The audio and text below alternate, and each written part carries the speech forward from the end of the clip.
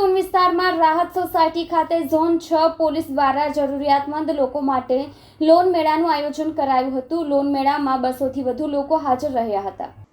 સુરતના ઊન વિસ્તારમાં રાહત સોસાયટી ખાતે ઝોન 6 દ્વારા એક મહત્વપૂર્ણ પહેલ કરવામાં આવી છે। વ્યાજના જાળામાં ફસાયેલા લોકોને રાહત આપવા માટે પોલીસ દ્વારા એક લોન મેળાનું આયોજન કરવામાં આવ્યું છે।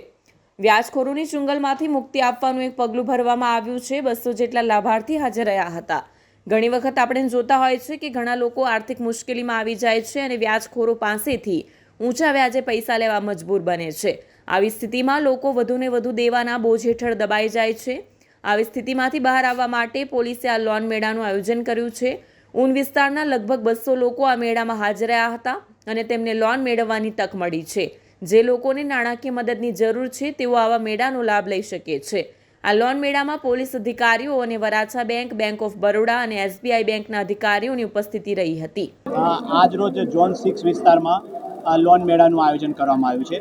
જે વ્યાજ વટાવ વિરોધી ઝુંબેશ છે જે ગુજરાત રાજ્ય અને સુરત શહેર પોલીસ કરી રહી છે, એમાં અમે 6 મહિના પહેલાં જે વ્યાજ વટાવખોરો વિરુદ્ધનું અભિયાન કર્યું હતું અને એમાં 24 ગુના દાખલ કરી અને 25 વ્યાજખોરોને અમે અટક કરી હતી।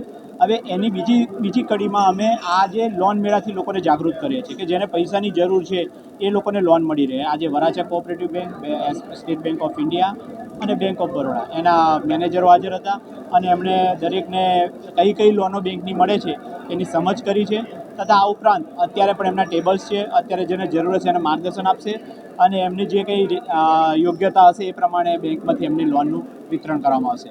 એટલે અમે પોલીસ તરીકે એકલા વ્યાજખોરો વિરુદ્ધ કેસ તો કરીએ છીએ, એની ઉપરાંત લોકોને સરળતાથી ધિરાણ મળી રહે, લોન મળી રહે એનો પણ સુરત શહેર પોલીસ પ્રયત્ન કરી રહી છે।